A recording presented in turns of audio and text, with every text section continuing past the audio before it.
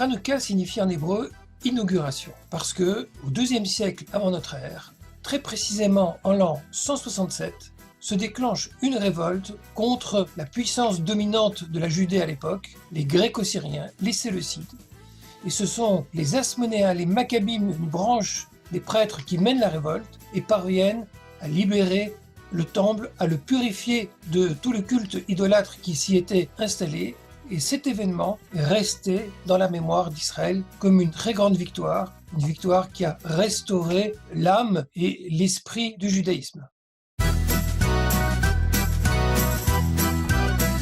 Ça, c'est une bonne question. Le commun des mortels va répondre, c'est parce qu'il y a eu un grand miracle. En rentrant dans le temple, les Asmonéens ont découvert qu'il ne restait plus qu'une petite fiole d'huile qui n'avait pas été souillée, et à partir de cette fiole d'huile qui était en capacité de durer 24 heures, elle a pu tenir pendant 8 jours, et c'est la raison pour laquelle nous appelons Hanouka Fête des Lumières pour célébrer ce miracle. C'est une très jolie histoire, merveilleuse même, mais c'est un midrash. Un midrash, c'est une littérature tardive qui aime les choses merveilleuses et qui utilise le fantastique pour dire certaines idées. Quand on va regarder dans les autres sources du judaïsme, comme par exemple dans la Hamida, la prière, ou bien le récitatif qu'on fait juste avant l'allumage qui s'appelle Hanerot Halalu, il est raconté que le miracle, c'est le fait que les petites unités qui ont combattu les Séleucides étaient en petit nombre et ont réussi à vaincre en grand nombre. Donc le miracle, c'est la libération du temple, c'est la capacité de résilience qui est célébrée.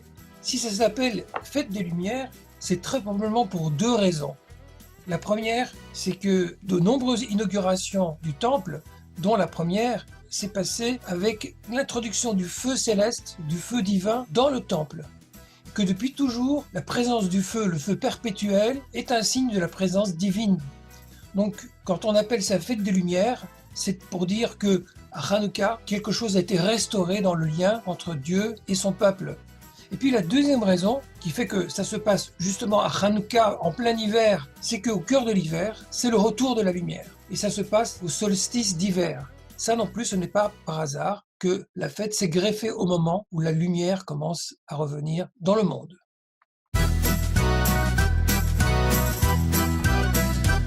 Parce que c'est une fête belge, bien entendu, et qu'on veut célébrer la belgitude.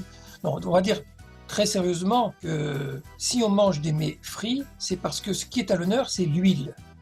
Et l'huile, c'est quelque chose de très intéressant, non seulement parce qu'on fait de bons plats grâce à l'huile, mais parce que l'huile, c'est un petit peu l'avenir. C'est l'énergie conservée dans quelque chose de naturel. Ça anticipe ce que va être le pétrole et l'essence. Grâce à l'huile, on pouvait allumer la lumière et tenir tout au long de la nuit.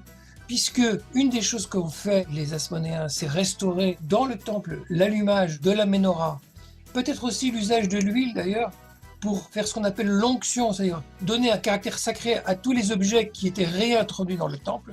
L'huile, pour toutes ces bonnes raisons, est à l'honneur.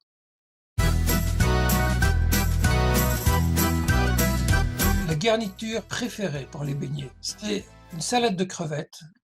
Non, pour les beignets, je crois que ce sera pour moi la confiture de myrtille.